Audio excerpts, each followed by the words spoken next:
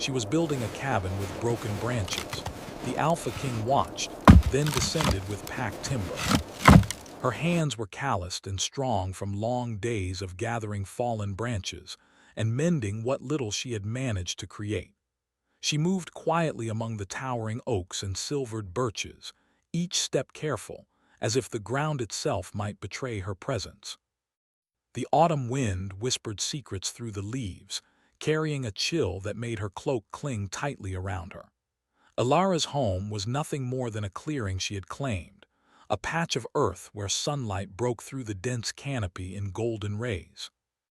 There she had begun to build her cabin, small, fragile, and entirely hers. Broken branches, twisted and gnarled, formed the skeleton of walls and roof, tied together with strips of bark and sinew. Each branch held a story: a fallen tree from the storm last winter, a limb snapped by the weight of snow, a shard that had once reached toward the sky. She worked with care, weaving strength from fragility, hope from ruin. Though the forest could be cruel, it was also forgiving. Here she could breathe without the weight of judgment pressing on her shoulders. Yet there was a constant awareness, a feeling that she was never truly alone. Shadows lingered just beyond her sight, and the wind sometimes carried the sound of distant footsteps that vanished before she could pinpoint them. On this particular morning, the mist hung low over the forest, curling around tree trunks like fingers of smoke. Ilara knelt on the damp earth, tying together a particularly stubborn branch when she sensed movement above her. Her head lifted, and through the fogged light she saw him, standing atop a ridge overlooking her clearing. Kalen. The name had reached her ears in whispers before, carried on the winds like a warning. The Alpha King, ruler of the northern forest and all who lived beneath its shadowed canopy. Powerful, dangerous, untouchable. And yet, as she looked into the dark storm of his eyes, there was something else, curiosity or perhaps fascination, hidden beneath the edge of menace. Ilara did not flee. Her hands tightened around the rope she used to bind the branches, and she squared her shoulders. She had lived in fear before, and it had never brought her strength. Survival had taught her that courage was often born in quiet defiance, not grand gestures. Kalen's descent from the ridge was silent, but for the snapping of timber beneath his boots. He carried a large bundle of logs with ease, each tree trunk massive and smooth, freshly felled, yet untouched by decay. The sheer strength required to carry them suggested he was more than a man, more than the kings and soldiers she had heard about in stories told at distant fires. He approached her clearing slowly, deliberately, as though testing her resolve. "Why do you build here?" His voice was deep, rich, and commanding, carrying the weight of authority and a hint of something softer, almost longing. Ilara met his gaze steadily, refusing to shrink beneath it. "Because the forest allows it," she replied. "And because I have no other place." Kalen's eyes flicked to her hands, the branches, and the fragile beginnings of her cabin. A faint smile tugged at the corners of his lips, though it did not reach his eyes. "Fragile," he murmured, "but determined." She did not know whether to trust him. She had been warned of his cruelty, of how he ruled his pack with a fist of iron and a heart hardened by betrayal. And yet, there was something in the way he moved, careful and deliberate, that suggested respect, or at least curiosity. "I do not need your help," Ilara said, though her voice was steadier than she felt. Kalen's gaze lingered on her, and for a moment the wind seemed to still. "Perhaps," he said slowly, "but even the strongest structures can fall without support." He set the logs down near the clearing with a careful thud, and she noticed, almost reluctantly, how his hands moved, powerful yet precise. It was as though he commanded the forest itself, yet he respected its boundaries. The trees whispered around them, leaves rustling as though in conversation with the wind, carrying an unspoken acknowledgement of his presence. Ilara went back to her work, tying knots and adjusting beams, but she could not stop glancing at him from the corner of her eye. Kalen watched her with patience, his silence as potent as any word. She could feel it pressing against her chest, a mixture of intimidation and something else she could not name. Hours passed, marked only by the shifting of sunlight through the canopy and the distant cry of a lone hawk.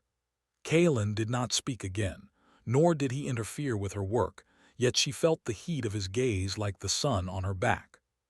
Slowly, almost imperceptibly, her fear began to mingle with curiosity. Who was this man? Why had he come to her clearing? And why did it feel as if his presence carried the promise of both danger and protection? When the sun began its descent toward the horizon, painting the sky with streaks of red and gold, Kalen stepped forward. "I will help you finish," he said simply, lifting one of the heavier logs. His strength made the task of raising the cabin walls far easier than she could manage alone. Alara hesitated.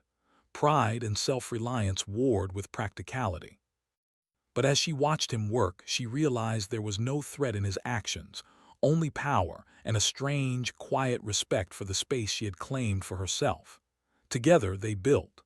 The cabin grew taller, stronger, more resilient.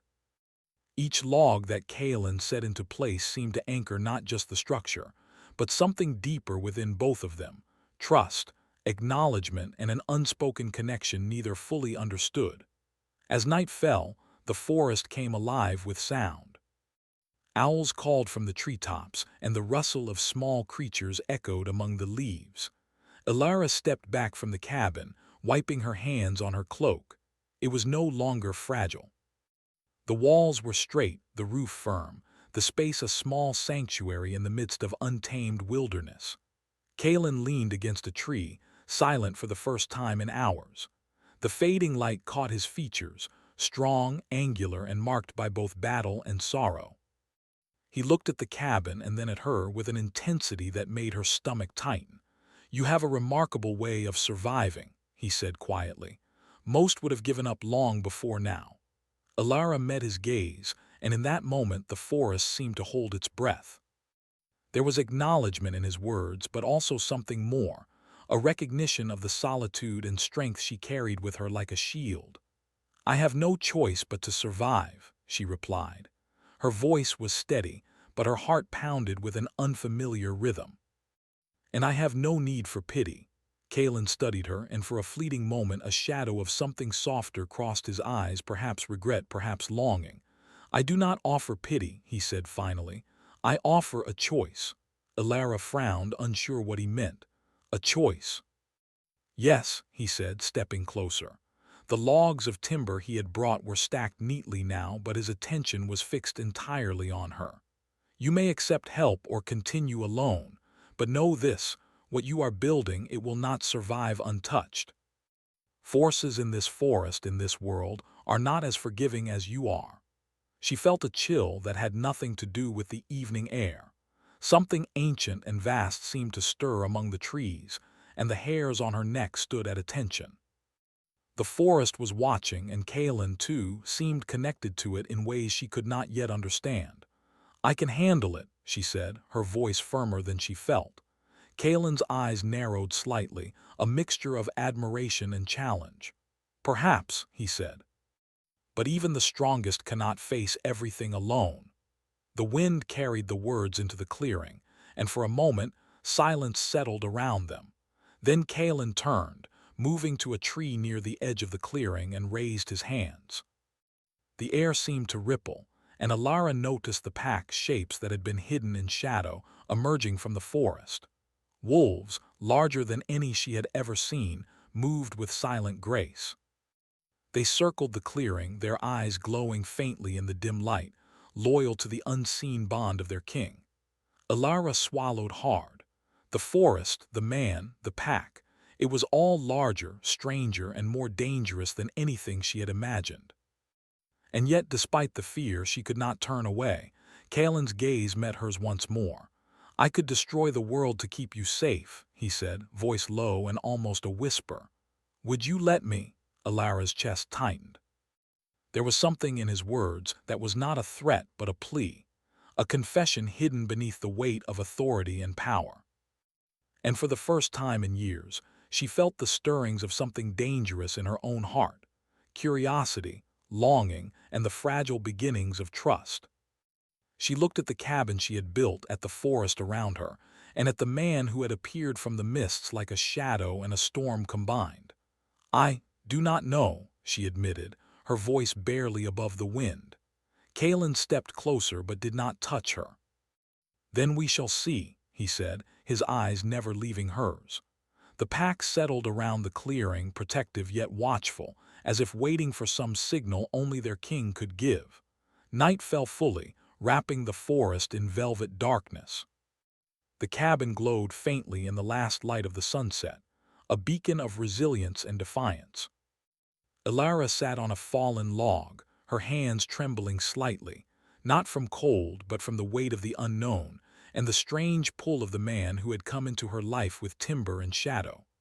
Above them, the stars began to pierce the sky, cold and distant, yet impossibly bright.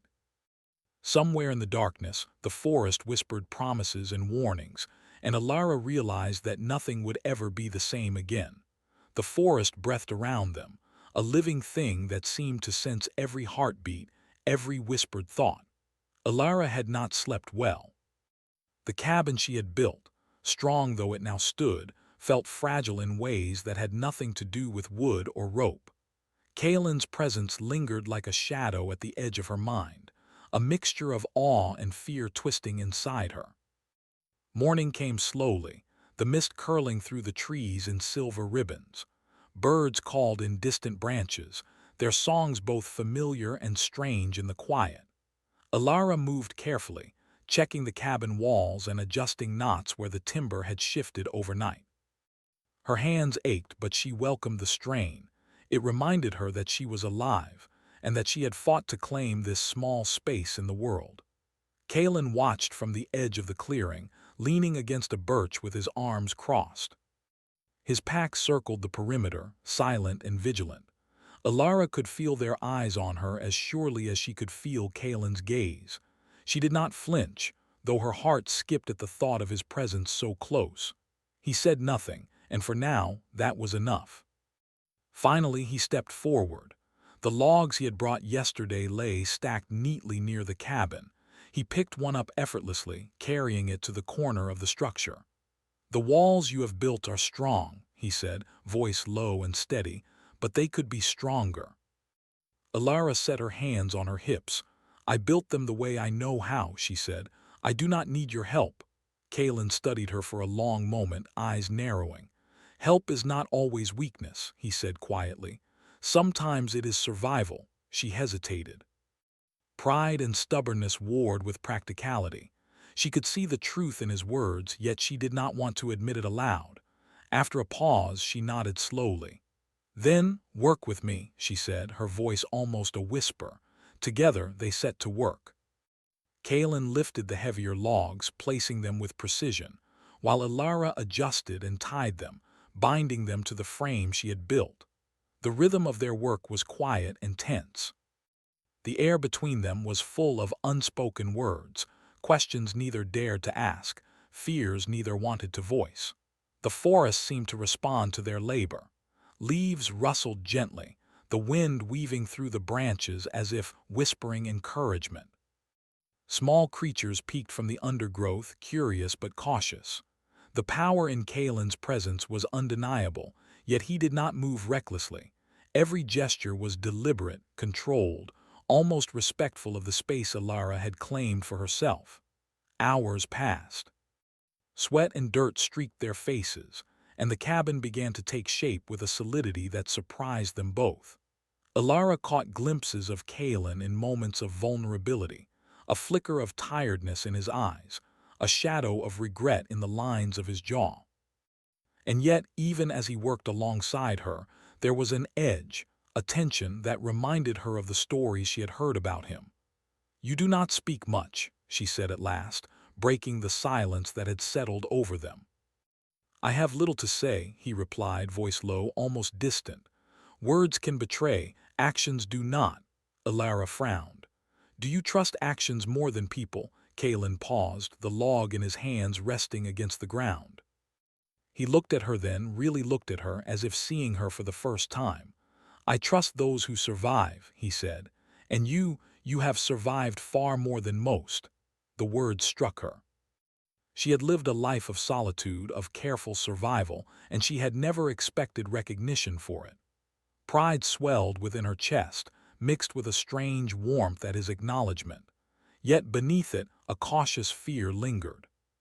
Kalen was dangerous, and she was unprepared for the emotions his presence stirred in her. The wind shifted, carrying the scent of distant rain and damp earth. Kalen set down the log and stepped closer to the cabin, brushing his fingers along the wood as though sensing its strength and weaknesses. "This will shelter you," he said, "but it will not keep everything away. You must be ready for the forest's tests." "What tests?" Alara asked, her voice tight with curiosity and unease. "Wolves, storms, the things that move unseen," he said. "The forest is alive, and not all of it is kind." She swallowed hard. The words reminded her that her sanctuary was not invincible. Yet the cabin and the small victories of her labor felt sacred. "I can handle it," she said. Kalen's eyes held hers for a long moment. "Perhaps," he said. Then his gaze softened slightly, though the shadow of power and command never left it. "But even the strongest cannot face everything alone." The day wore on, and the sky began to darken with gathering clouds. The scent of rain hung in the air, heavy and electric. Kalen helped her raise the final logs, securing them with ropes and knots that would hold through wind and storm. They worked side by side, hands brushing occasionally, a spark of something unspoken passing between them. By the time the first drops fell, the cabin stood complete. Rain pattered against the roof, the sound comforting and rhythmic. Alara stepped back, breathing deeply, and Kalen followed, standing near the doorway. The mist swirled around them, carrying the scent of wet earth and pine.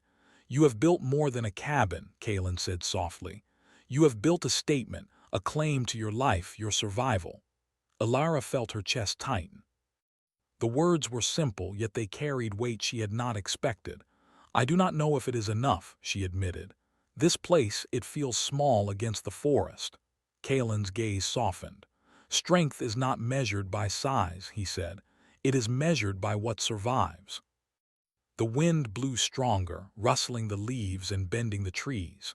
The forest seemed to lean in, listening. Then, from the shadowed edge of the clearing, a low growl echoed, a sound that made her heart skip. The pack had emerged, surrounding the clearing, eyes glinting in the dim light. They were beautiful and terrifying, loyal and wild.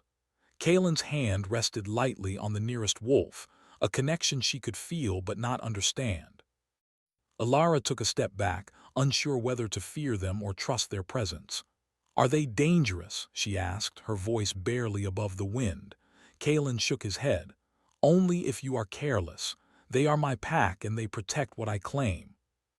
She glanced at him, and something in his expression made her stomach tighten.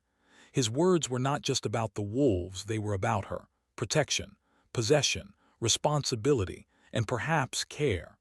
The rain fell harder now, drumming on the roof of the cabin and the leaves above.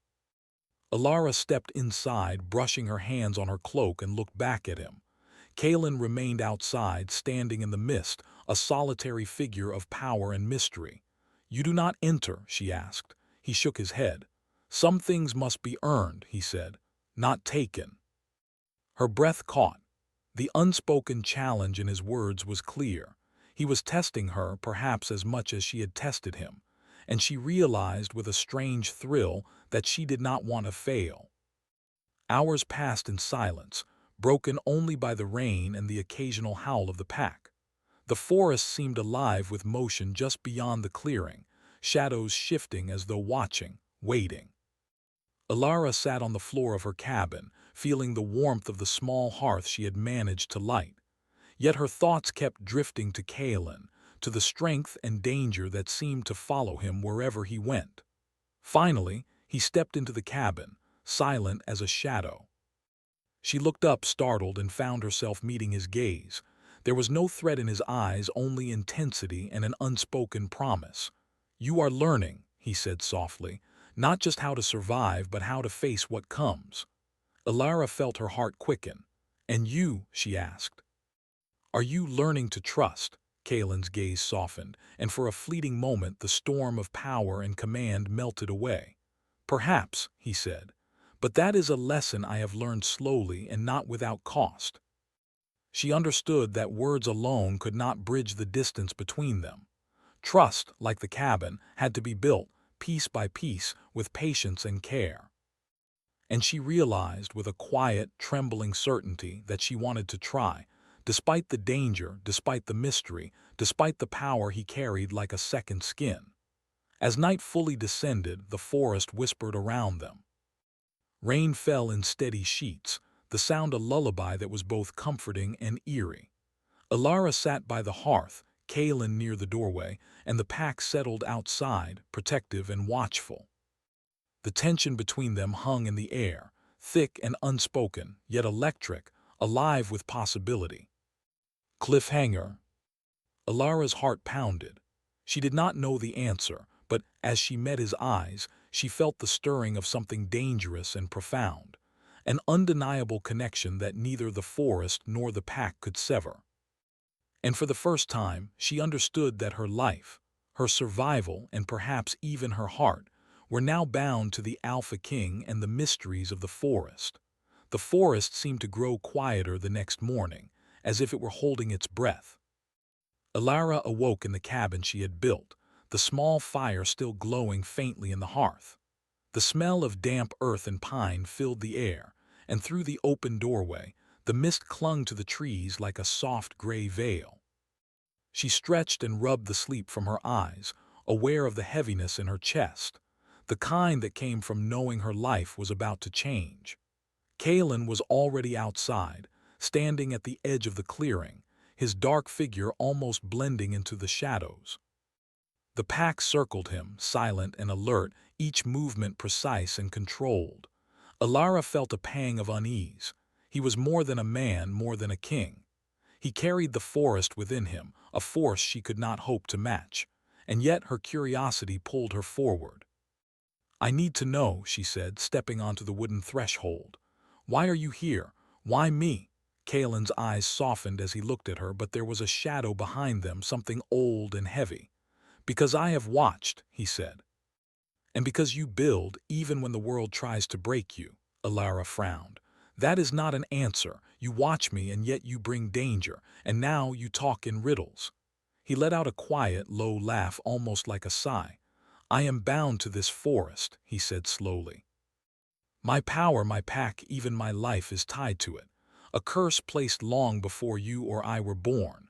I cannot leave, and I cannot betray the rules that hold me. And yet—" his voice faltered, and for a moment the Alpha King's mask slipped, revealing something fragile beneath. "Yet I have never felt this before. Your presence changes things. Your courage, your strength, they stir something in me I thought long dead." Alara felt a shiver run down her spine. There was honesty in his words, raw and unshielded, and it unsettled her in a way she had not expected. "A curse?" she asked, whispering the word. "Yes," he said. "A binding spell from an age when power was cruel and unkind. I rule the forest because I must. My pack obeys because they are tied to me, and still I am alone." She stepped closer, her voice soft. "And what do you want from me?" Kalen hesitated, the shadows of doubt and longing playing across his features. "I do not know," he admitted. "I only know that I cannot let you face the forest's trials alone, and perhaps I do not wish to." Alara's heart thumped in her chest. The pull between them was undeniable, yet dangerous. Trusting him was tempting, but she could feel the weight of his curse pressing on them both. She had survived alone for so long. To allow another into her life was a risk she was not sure she could take. "You are bound by rules I cannot break," she said, her voice trembling slightly. "And yet you care for me. How can that be?" Kalen's gaze held hers, intense and unflinching. "Because even the cursed heart can recognize what is true. Even the strongest ruler can see strength when it stands before him. You are not weak, Alara. You are not fragile, and that terrifies me and compels me." Alara felt a mix of fear and fascination. His words were heavy, and yet they carried warmth. There was a tension between them, a storm that neither could control. The forest seemed to sense it too. The wind stirred, leaves rustled, and the pack shifted uneasily, their senses attuned to every heartbeat in the clearing. "I have seen the dangers of this forest," she said finally. "Wolves, storms, shadows that move without reason. But I have never known a curse. Tell me, what happens if it fails?" Kalen's expression darkened, the mask of power and control returning. "If I fail, the forest suffers, my pack suffers, and perhaps I vanish. Not entirely, but enough that nothing I have built would remain. And anyone who stands with me could be caught in the ruin." Alara's breath caught. She understood then why his presence had been both threatening and protective. He carried the weight of centuries, of obligations no human could imagine. And yet he had offered her a choice, one she could not refuse entirely, even if she tried. "Then we must be careful," she said, stepping closer. "We must build not just a cabin, but a bond strong enough to survive your curse." Kalen studied her, and for a moment the Alpha King's pride seemed to soften. "A bond?" he asked, his voice low, curious, almost vulnerable. "Yes," she said, her gaze steady. "Something that cannot be broken by force, by fear, or by the forest itself. We will face it together." The moment hung in the mist, fragile yet unyielding. Kalen nodded slowly. "Perhaps," he said, "but you do not know what it takes to face a curse like mine. Even the bravest hearts can falter." Alara's lips pressed into a thin line. "I have faltered before. I have survived. And I will face it." The day passed in quiet labor once more. Together, they repaired the cabin, strengthened the walls, and cleared the surrounding clearing of dead branches that could become kindling for disaster. The work was exhausting, but it was also intimate, a rhythm of shared effort and trust building between them. Kalen's hands brushed hers more than once, unintentional but electric. Each touch sent shivers through her, and she found herself both drawn to him and wary of the emotions stirring inside. She had learned to rely on herself, not on others. And yet, she could not deny the pull of his presence, the warmth that seemed to seep into the air around her. When evening fell, the forest grew quiet, almost reverent. The pack gathered around the cabin, forming a protective ring, their eyes glowing faintly in the fading light. Kalen stood at the edge, watching her, and for the first time, Alara felt a deep, unspoken understanding pass between them. They were both survivors, bound by circumstance, each carrying burdens too heavy for one heart alone. "I want to show you something," Kalen said finally, his voice quiet but commanding. "Something that may help you understand the forest and me." He led her to a small clearing deeper in the woods, where the mist swirled thicker and the air shimmered with an almost magical energy. Trees bent slightly toward them, as if recognizing his presence. The ground was soft with moss, and the faint glow of bioluminescent fungi lit their path. "This is the heart of the forest," he explained. "It is where my curse was born and where it holds me in its grasp. To survive here, you must understand its rules, its rhythms, and its dangers." Alara looked around in awe. The forest was alive in a way she had never imagined. Every leaf, every branch, every shadow seemed to pulse with energy. She could feel it in her bones, the power of the forest, the weight of Kalen's presence, and the delicate tension between them that neither dared to name. "Why show me this?" she asked softly. "Because you are no ordinary survivor," Kalen said. "And because if you are to stand beside me, you must know what it means to face the curse." A sudden rustle in the shadows made her jump, and Kalen moved instinctively to place himself between her and the unknown. The pack tensed, growls low and warning. Alara felt the weight of his power, not as a threat but as protection. She realized then that she had begun to trust him, not completely, but enough to lean on his strength while keeping her own. The night deepened, and they returned to the cabin. The fire crackled, casting shadows across the walls, and the mist outside seemed to pulse in response to Kalen's presence. He sat near the doorway, silent, watching her as she tended the hearth. "I do not know if I can do this," Alara admitted, her voice quiet. "To face a curse, to face the forest, to face you." Kalen's gaze softened. "You can," he said. "You have already faced more than I can imagine, and whatever comes, I will not let you face it alone." Her chest tightened at his words, and she realized with a mixture of fear and longing that she did not want him to leave her side. Yet, the tension between them remained, a storm waiting to break. She understood that trust would take time, and that the forest, with all its secrets, would test them both. Cliffhanger. There are forces older than the forest itself, forces that will test both her courage and mine. And soon she will have to choose, stand with me or leave everything behind. Alara's heart pounded, the weight of the unknown pressing down. She did not yet understand what lay ahead, but one truth was certain. Her life, her survival, and her heart were now intertwined with the Alpha King and the dark, wild forest around them. The night had passed quietly, but the forest itself felt different at dawn. The mist hung thicker, curling around the trees like long fingers of silver. Alara stepped outside her cabin, drawing a deep breath of the cold, wet air. Her body ached from the past days of labor, but her heart carried a strange sense of purpose. She had survived storms, shadows, and silence, but now she felt the pull of something greater, something dangerous and yet irresistible. Kalen waited at the edge of the clearing, the mist wrapping around him like a cloak. His dark eyes met hers, steady and unyielding. The pack was nearby, silent and watchful, a living shadow moving with him as one. He did not speak immediately. His presence alone was enough to set the forest trembling, yet there was no threat, only the weight of his authority and something softer beneath it, something raw and human.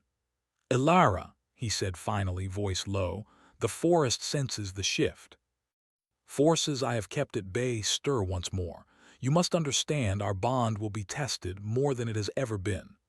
She stepped closer, feeling the ground soft beneath her boots, damp from last night's rain. "I know," she said, "and I am ready. I have faced storms, darkness, and solitude. I will face this too." Kalen studied her, his gaze a storm and a fire combined. "You have grown stronger," he admitted, almost a whisper. "Stronger than I expected." The forest seemed to lean in as though listening. Birds perched silently on branches, and the wind held its breath. Even the pack stopped moving, their eyes reflecting the weight of the moment. It was not just the start of a day, it was the start of something larger, a turning of fate. "I do not face it for you," Alara said softly, "but with you. If this curse, if this forest will break, I will stand beside you." Kalen's lips pressed into a thin line, a shadow of surprise and admiration crossing his face. No one had ever said such words to him, not with such calm certainty. "Then we will face it together," he said. "But know this, what comes will not be easy. The forest tests those it touches, and there are forces older than my curse waiting." She nodded, determination steady in her chest. "Then let it come. We have built something together, and I will not falter now." The morning sun struggled through the mist, casting pale gold light across the clearing. Together, they walked deeper into the forest, the cabin left behind for the first time in days. The trees seemed to lean closer, branches brushing against each other, whispering secrets that only Kalen seemed to understand. His presence guided her, a mixture of strength and caution, while her own courage allowed her to keep pace, refusing to be shielded or coddled. "You will need to trust me fully," Kalen said, glancing at her. "Every step, every choice, the forest watches and it tests our limits." "I trust you," she replied, though her voice carried the weight of honesty and caution alike. "But I will not lose myself, not even for you." A small smile tugged at the corner of Kalen's lips, fleeting but genuine. "Good," he said. "You must remain your own, even as we face what comes." Hours passed as they journeyed, and Alara began to feel the pulse of the forest. It was alive, aware, and often harsh. Branches reached down like hands, Roots shifted underfoot, and shadows moved just at the edge of vision. Yet, with Kalen by her side, the danger was tempered by his presence. He did not force her forward. He guided her, showing patience and respect for her boundaries, and in return she matched his strength with her own. At last they reached a small glade where the sunlight fell more boldly through the canopy. In the center, an ancient stone rose from the earth, covered in moss and carved with symbols that pulsed faintly with a pale green light. Kalen knelt beside it, placing his hand on the cold surface. The air vibrated with a subtle energy, and the pack circled cautiously, aware of the power that emanated from the stone. "This is the origin," Kalen explained. "The source of my curse and the anchor of my power. Here I am bound. Here I must face what comes if I am to survive, if the forest is to survive. And now you must understand it too." Alara approached, hesitating only for a moment before placing her hand lightly on the stone. A shiver ran through her as energy pulsed beneath her palm, powerful, ancient, and yet strangely familiar. She could feel the forest in a way she never had before, alive, aware, and waiting. "You can feel it," Kalen said, his voice softer now, almost reverent. "It is not cruel, though it is demanding. It tests what is strong, what is loyal, and what is true." Alara drew a deep breath, feeling her own heartbeat echo through the glade. "Then let it test me," she said. "I will not step back. I will not falter." Kalen's gaze softened as he watched her. For the first time in what seemed like centuries, the Alpha King allowed himself to feel hope, not just for himself, but for both of them. He took her hand in his, and together they placed their palms on the stone. Energy surged through them, warm and heavy, binding them not only to the forest but to each other in a way that transcended fear or doubt. The forest stirred violently, wind whipping through the trees, branches bending and creaking, and the pack shifted uneasily. Shadows flickered at the edges of the glade, testing, probing. But Alara did not let go of Kalen's hand, and he did not let go of hers. They were together, and that bond, built from trust, effort, and shared courage, was stronger than the fear around them. Hours seemed to pass in moments. The stone pulsed, testing, shaking the ground beneath their feet, but neither faltered. Alara felt every heartbeat, every breath, and with each she realized something profound. Her courage, her strength, and her willingness to trust had become a shield not just for her, but for him. Finally, the wind stilled, shadows receded, and the forest itself seemed to sigh. The energy around the stone dimmed to a soft glow, and Kalen sank to one knee, breathing heavily. Alara followed, sitting beside him, her hand still in his. "It is done," Kalen said, voice low but calm. "The curse is lighter, not gone, but lighter. Because you faced it with me, because you trusted me." Alara smiled softly, relief and pride mingling in her chest. "We faced it together," she said, "and we survived." Kalen's eyes met hers, dark and intense, yet softened by gratitude and something deeper, almost tender. "Yes," he said, "together." For a long moment they sat in silence, the forest around them quiet and reverent. The pack gathered near the edge of the glade, eyes gentle now, loyal and calm. The forest itself seemed to acknowledge their victory, the ancient trees whispering softly as though offering their blessing. As the sun dipped toward the horizon, painting the sky in shades of gold and crimson, Kalen rose and extended his hand to her. "Come," he said. "We have a cabin to return to, a life to rebuild, and a forest to protect, together." Alara took his hand, feeling the warmth of his skin, the strength of his grip. She realized that the bond they had forged, through labor, trust, danger, and courage, was unbreakable. Not because it was magical, but because it was chosen, nurtured, and earned. The cabin awaited them, standing strong and proud, a testament to resilience and determination. As they approached, Kalen set down the logs he had carried so many days ago, now transformed by effort and care into a home that was theirs. Alara smiled, seeing not just wood and rope, but the embodiment of their shared journey, fragile yet unyielding, built from strength, courage, and trust. Night fell fully and the forest came alive with soft sounds. The call of owls, the rustle of leaves, the quiet movement of the pack. Alara and Kalen sat near the hearth, hands brushing, hearts beating in quiet harmony. The tension that had defined their first days together had softened into warmth, a shared understanding, and a mutual respect that neither could deny. Kalen's gaze softened as he looked at her. "You have changed me," he said quietly. "Not through fear, not through obedience, but through strength, courage, and your unwillingness to surrender." Alara's lips curved into a gentle smile. "And you have changed me," she said, "through your presence, your guidance, and your trust. I would not have survived these days alone, not like this." The forest whispered around them, a lullaby of shadows and light. And in that moment, Alara understood something she had never allowed herself to believe, that even in darkness, in danger, and in isolation, hearts could connect, trust could grow, and bonds could be forged that were stronger than curses, storms, or fear. Together they looked out at the forest, the cabin glowing softly behind them, and knew that life had changed forever. They were no longer alone, not her, not him, and not the pack that circled them with unwavering loyalty. Final emotional hook. And in the heart of the ancient forest, with the curse lightened and the bond between them unbreakable, the Alpha King and the woman who built a cabin with broken branches began the rest of their story, not as ruler and subject, but as equals, bound by choice, trust, and love.